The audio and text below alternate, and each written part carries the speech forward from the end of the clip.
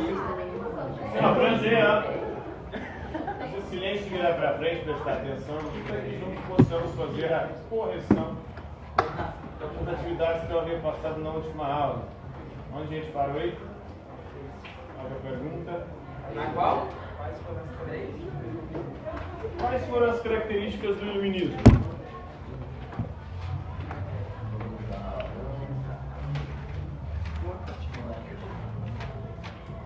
Lembrando que o iluminismo foi um movimento cultural do século XVIII, se envolveu em especial na França e depois se expandiu pela restante da Europa, e que dizia que a luz se deve guiar a humanidade, a luz da razão.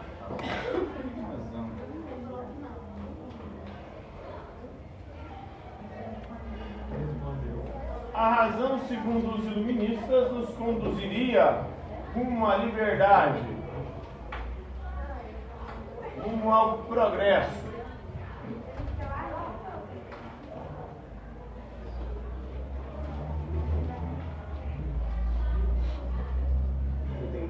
E uma das características do iluminismo, então, era defender as liberdades. Quais liberdades que eram defendidas pelos iluministas?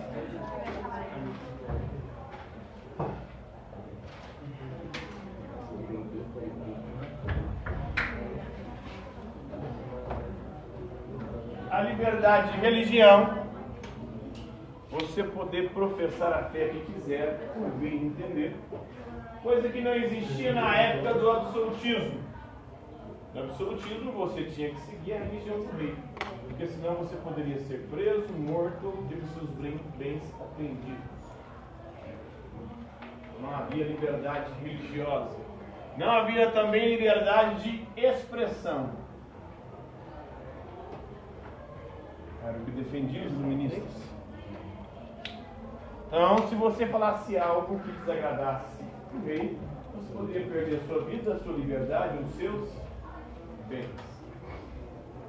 Não havia liberdade política.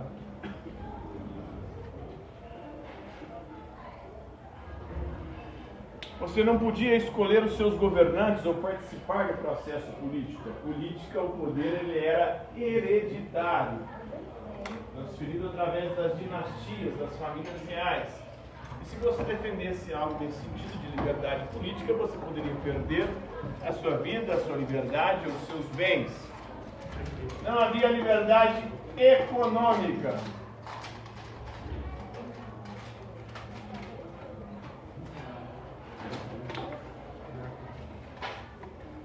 Você só poderia comercializar com quem o rei autorizasse. Existia o mercantilismo, era a política econômica do absolutismo, do antigo regime, e o mercantilismo buscava-se ter uma balança comercial favorável, exportar mais do que importar. E para fazer isso, havia um controle rígido do governo, do Estado e do rei sobre a economia. Não havia liberdade econômica. Se você comercializasse com quem o rei não havia autorizado, você poderia perder a sua vida, a sua liberdade, os seus bens. Inclusive, tinha também o pacto colonial, que é uma das políticas mercantilistas, assim como o metalismo. O metalismo dizia que quanto mais metais preciosos o país tivesse, mais rico ele seria. E o pacto colonial foi um pacto estabelecido entre a metrópole e a colônia, onde a colônia só poderia comercializar com a metrópole. Só poderia vender para a metrópole, só poderia comprar da metrópole. O caso do Brasil é um exemplo.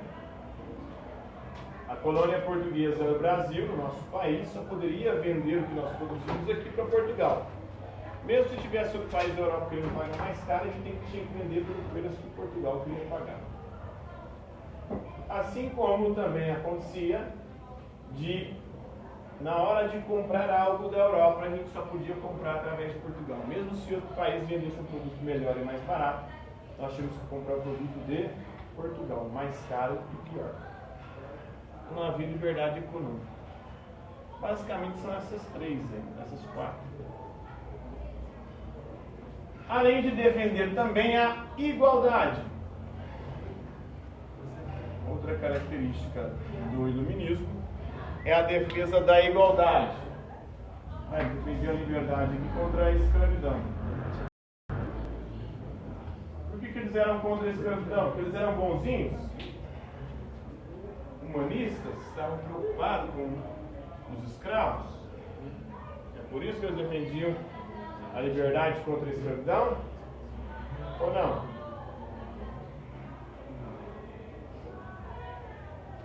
Eles eram contra a escravidão porque eles queriam que os trabalhadores escravos se tornassem o quê?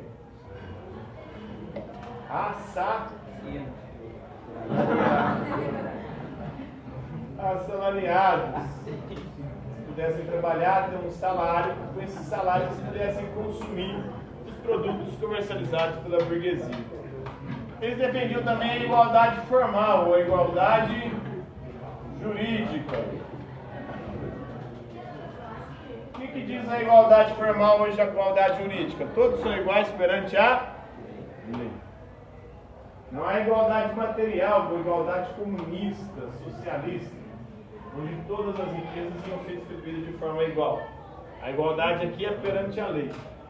Não tem ninguém acima da lei como existia no antigo regime, no absolutismo, onde o clero e a nobreza estavam acima da lei. A igualdade formal, a igualdade jurídica estabeleceu então que todos fossem iguais perante a lei. Isso no papel ficou bonitinho, né? Só que até hoje na prática não é isso que acontece. Quando a gente olha para a nossa sociedade, a gente vê que nem todos são iguais perante a lei. Né? Quem tem mais dinheiro consegue se livrar do peso da lei. Quem tem menos dinheiro se fode diante da lei. Não é isso que acontece no nosso país? Também, na maior parte do mundo. O poder econômico corrompe o processo judiciário, corrompe a utilização das leis. E no nosso país, quem são os 5 P's que são presos? Você sabe? Os 5 P's para quem a lei é válida: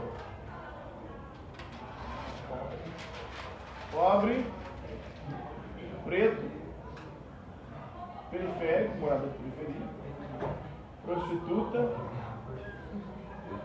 e por último agora entra uma nova classe, os petistas. Parece que de todos os partidos políticos a lei só vale para o PT. Os outros, né, todo mundo se livrando. Hoje foi mais um petista condenado, hoje foi o Haddad, foi candidato a presidente pelo PT. O Lula já está preso, e o Aécio Neves está solto, o Temer está solto, o Sarney está solto, o FHC está solto, o Queiroz está solto. Está todo mundo solto aí. Parece que a lei só vale para o PT. Então, a igualdade formal ou jurídica, essa igualdade de todos perante a lei que está nas constituições de todos os países ocidentais, praticamente todos os países ocidentais. Liberdade e igualdade, eles defendiam também o direito à propriedade privada.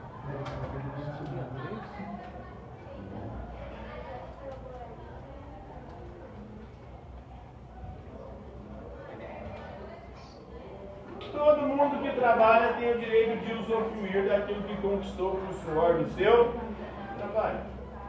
A propriedade deve ser privada. Cada um ter os seus bens de acordo com aquilo que trabalhou para conquistar.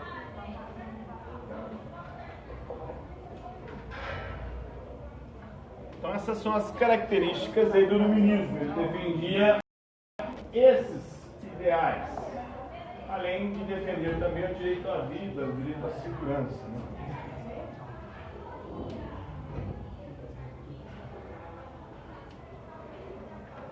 Ninguém tem o direito de tirar a vida de outro e de ameaçar a segurança alheia.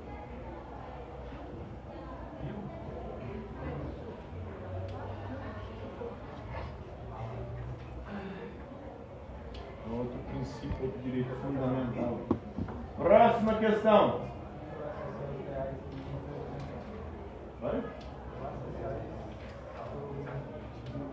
Esses ideais aqui vieram de encontro aos interesses de qual classe social? Burguesia, né? Ela estava conquistando o poder econômico e agora ela queria também o poder político. E para fazer ou para conquistar o poder político, ela tinha que ir contra os interesses do clero e da nobreza. Ela foi defendendo essas ideias aqui. E o iluminismo, então, veio de encontro aos ideais burgueses. Próxima questão. O que foi o enciclopedismo?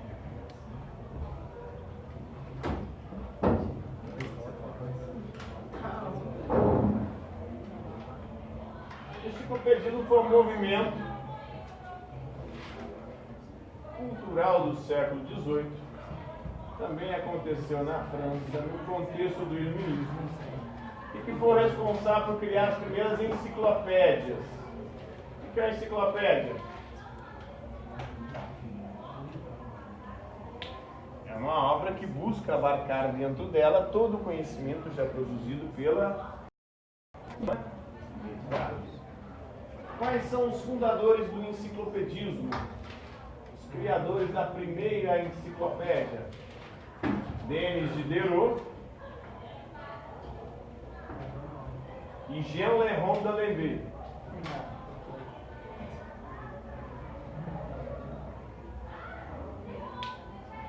Eles são os fundadores do enciclopedismo. Jean Léon d'Alembert.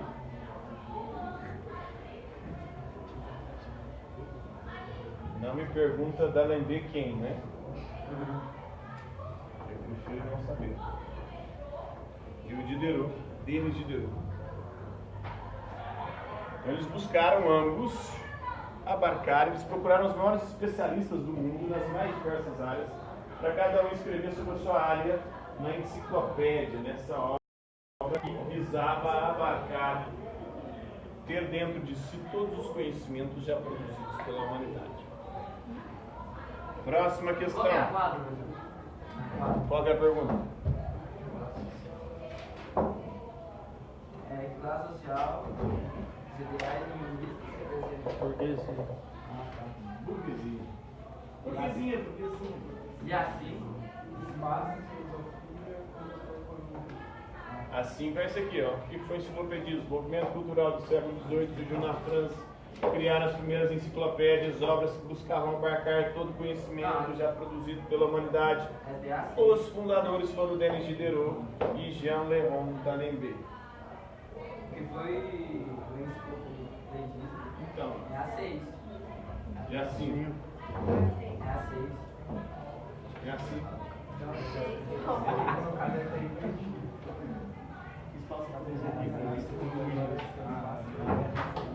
Que burro. Espaços da filosofia conquistou com o iluminismo. A filosofia no mundo antigo estava restrita às escolas, às academias, aos centros de estudo, a Academia de Platão, o Liceu de Aristóteles, os Jardins de Epicuro. E na Idade Média, ela, além das escolas e nas universidades, ela era cultivada também nos mosteiros. Então ela estava sempre em espaços fechados. Escola, universidade, mosteiro. Com o iluminismo, a filosofia se populariza. E aí ela ganha as ruas e salões. Ela passa a ser discutida nos mais diversos ambientes.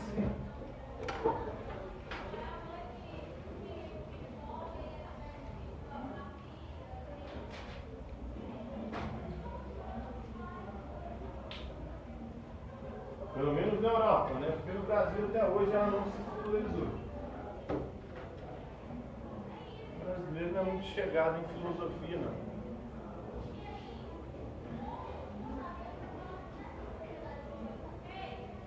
Aí no restante do mundo, nos lugares onde se dá valor ao conhecimento e que se compreendeu que saber é poder, conhecimento nos dá poder, ela é valorizada, porque ela é considerada a mãe de todas as ciências.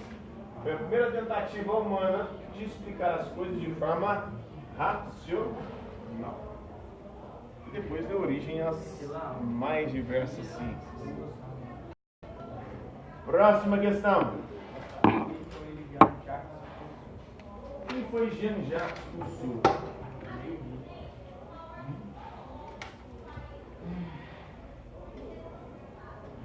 Filósofo suíço, viveu no século XVIII, um dos mais importantes representantes do contratualismo.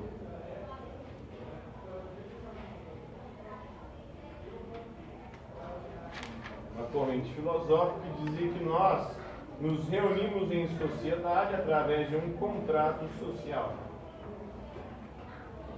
um pacto social. Em um determinado momento da história humana, os indivíduos fizeram um pacto e começaram a viver em sociedade,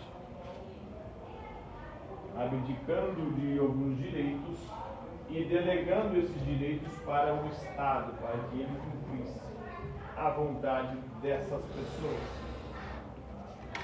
Rousseau era um crítico do iluminismo, dizendo que a razão e a ciência, em vez de resolver os problemas humanos, corromperam a humanidade. Trouxe a ganância, trouxe o egoísmo, trouxe a usura, a exploração e a corrupção.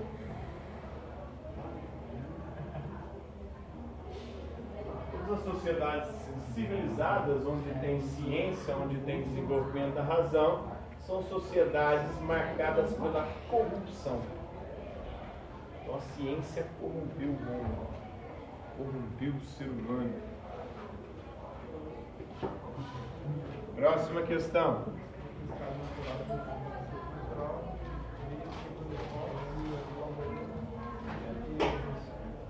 O que é o estado de natureza? O estado de natureza é o estado que a gente vivia antes de vivermos em sociedade organizada, em sociedade civil, antes de criarmos o Estado. O estado em que a humanidade vivia lá nos primórdios. Para cada contratualista, o estado natural, o estado de natureza é diferente. Por exemplo, para Hobbes, como é que era o estado de natureza para Hobbes? Hobbes diz que o homem é o lobo do homem. Ou seja, o pior inimigo do ser humano é o próprio ser humano. E no estado de natureza, como nós somos inimigos uns dos outros, nós vivíamos num estado de guerra de todos contra todos. A gente vivia se matando.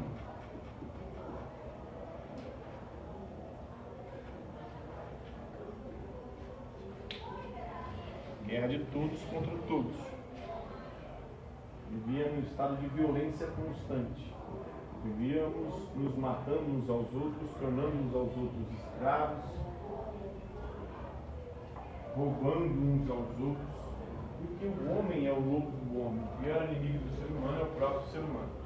E cada ser humano tinha o direito de fazer justiça com as suas próprias mãos, no estado de natureza. Já para o John Locke, o estado de natureza não é um estado de guerra de todos contra todos. Porque o ser humano não é mau por natureza. O ser humano não é bom nem mal por natureza. O homem, quando nasce, ele é uma folha de papel em branco. Ele não é nem bom nem mal e nem tem conhecimento nenhum. Ele se tornará bom ou mal de acordo com a educação que ele receber.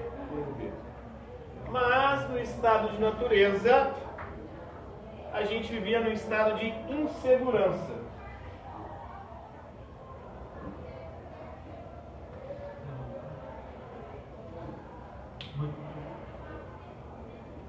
Por que um estado de insegurança? Porque qualquer hora, qualquer um podia chegar e nos matar, nos roubar, nos transformar em escravos.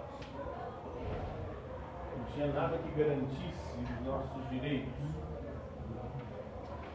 E por último, nós temos o Rousseau.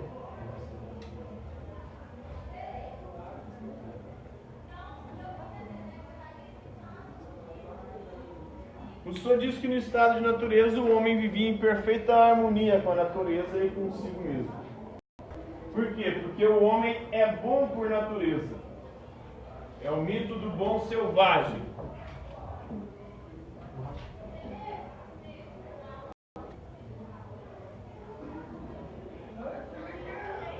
O selvagem, ele não tem maldade. Ele vive em harmonia com a natureza e consigo mesmo. O homem nasce bom, a sociedade que o corrompe. O homem nasce livre, a sociedade o escraviza. A criança não tem maldade quando ela nasce. Ela aprende a ser má com os adultos. Os índios eram bons selvagens. O europeu chegou aqui, trouxe a civilização, a ciência e a propriedade privada, e isso corrompeu os índios, produzindo neles a soberba, a ganância, a usura, o egoísmo, a avareza.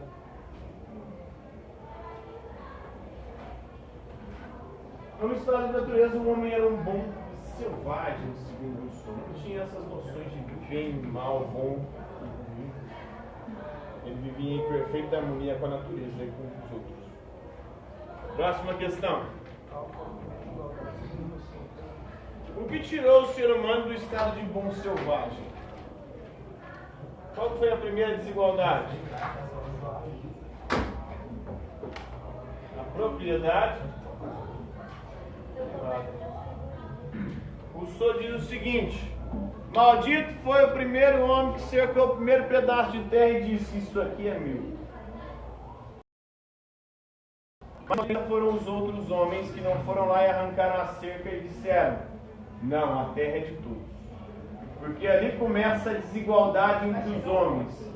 E com a desigualdade surge a corrupção. E todos os males sociais, a violência, o roubo, e tudo de ruim. Por quê? Porque uns passam a ter e outros a não ter. Aqueles que têm querem ter cada vez mais e se corrompem para ter cada vez mais. Aqueles que não têm querem ter e se corrompem para ter.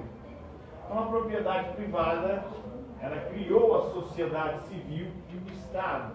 O primeiro Estado fundamentado nessa propriedade privada, que gerou a desigualdade e a corrupção entre os seres humanos, segundo Rousseau. Próxima questão.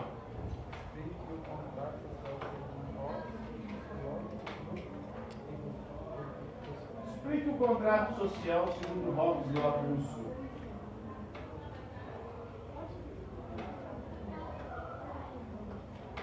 Então Hobbes diz o seguinte: no estado de natureza está todo mundo em guerra contra todo mundo. A gente vive se matando, até que chega um momento que os seres humanos vão: peraí, vamos parar com isso. Vamos renunciar ao nosso direito de fazer justiça com as próprias mãos. Vamos criar uma instituição, um Estado, e dar a ela o poder de fazer justiça por a gente. Então aí cria-se a sociedade civil, cria o Estado e se dá ao Estado poder absoluto. Por isso Hobbes defendia o absolutismo. Por que o Estado tem o poder absoluto? Porque ele tem o poder sobre a nossa vida, sobre a nossa liberdade, sobre os nossos bens. Se a gente representar uma ameaça para a sociedade, o Estado pode tirar a nossa vida, pode tirar a nossa liberdade, pode tirar os nossos bens. Hoje a gente viu o Estado exercendo o seu poder absoluto. Vocês viram? O que ele fez? O cara sequestrou o ônibus, representou uma ameaça para a sociedade. O que o Estado fez? Cancelou o CPF do camarada, né? Então, o poder do Estado exercendo o seu poder absoluto sobre a nossa vida, sobre a nossa liberdade, sobre os nossos bens. Se você representar uma ameaça para a sociedade, você pode ser morto pelo Estado, pela polícia, você pode ser preso, ou o Estado pode tirar os seus bens, confiscar a sua riqueza. O John Locke vai defender uma outra ideia. Para ele, o estado de insegurança fez com que os indivíduos se reunissem, fizessem um contrato social, um pacto, falassem: peraí, vamos Vamos sair desse estado em segundos aqui. Vamos criar um estado e a função desse estado vai ser, em vez de ter o poder sobre a nossa vida, a nossa liberdade, nossos bens, o estado tem que garantir a nossa vida, a nossa liberdade, os nossos bens. O estado não pode deixar com que ninguém tire a nossa vida. Ele tem que garantir a nossa segurança. O estado não pode deixar com que ninguém nos escravize, nos tire a nossa liberdade. E o Estado não pode deixar que ninguém nos roube, tire a nossa propriedade. O Estado tem que proteger esses 3 direitos básicos: o direito à vida, à liberdade e à propriedade. E aqui nós temos a noção de Estado, liberalismo. A função do Estado é garantir as nossas liberdades, a liberdade de expressão, liberdade política, econômica, contra a escravidão, garantir o nosso direito de viver e a nossa propriedade privada que a gente conquista com o suor do nosso trabalho. E o John Locke defendia também o parlamentarismo. Ele era contra o absolutismo.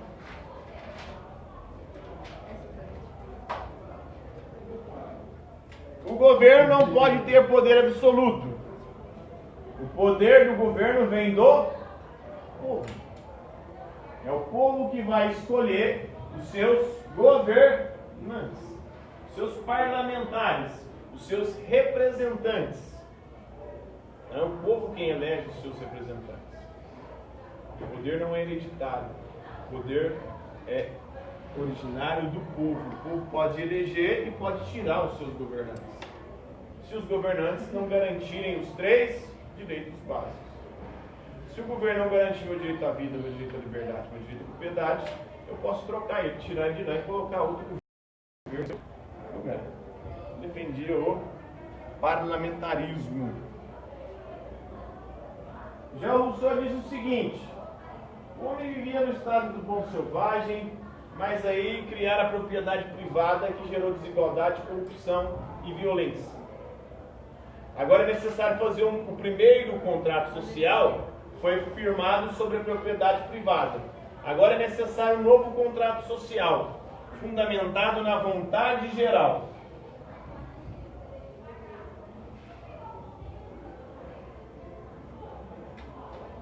Isso aqui é uma democracia direta. Vontade geral não é vontade da maioria. A democracia direta de Rousseau, ela deve funcionar da seguinte maneira: tudo que é de interesse do povo deve ser decidido pelo povo, sem representantes. Porque, segundo Rousseau, cada um só pode representar o seu próprio interesse. Quando você elege alguém para representar o seu interesse, essa pessoa não vai defender o seu interesse, mas vai defender o interesse dela.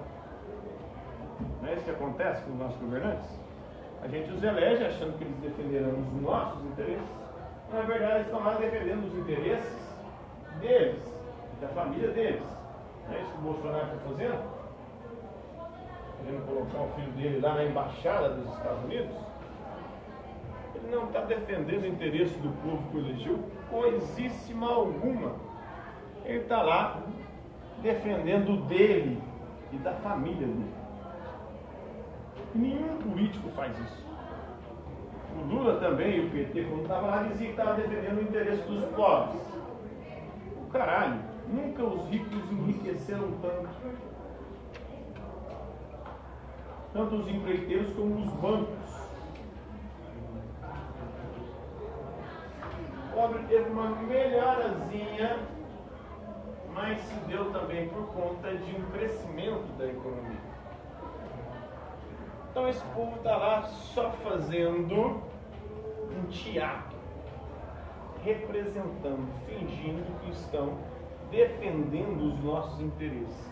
Para Rousseau, a democracia tem que ser direta. Sem consenso não pode haver lei. Então a vontade geral é o consenso, são os interesses que nós temos em comum. Se todos nós aqui temos um interesse em comum, esse interesse em comum deve virar lei. Se um ou outro não tiver o mesmo interesse, isso não pode se tornar lei. Então, assuntos polêmicos, por exemplo, como o aborto. Tem gente que é contra, tem gente que é a favor. Para Rousseau, se não tem consenso, não pode ter lei. E se não tem lei, quem quiser praticar o aborto, pratica. Quem não quiser, não pratica. Ninguém será punido, pois não há crime se não há lei que o prescreva. Então ele está defendendo o aborto. Não, ele está defendendo que se não há um consenso, as pessoas não podem transformar aquilo em lei. Agora, se as pessoas quiserem, quem defende o aborto vira uma sociedade, e ali se reunirem só eles, e entre eles ser proibido o aborto, beleza. Com eles que acordaram aqui, fizeram esse acordo. Se quem defende o aborto quiser também que isso seja um direito de todos, eles têm que reunir só quem defende o aborto numa sociedade fechada ali. E só para eles vai valer essa lei. Se não há consenso, não pode haver lei, segundo Jean-Jacques Rousseau. Por hoje é isto.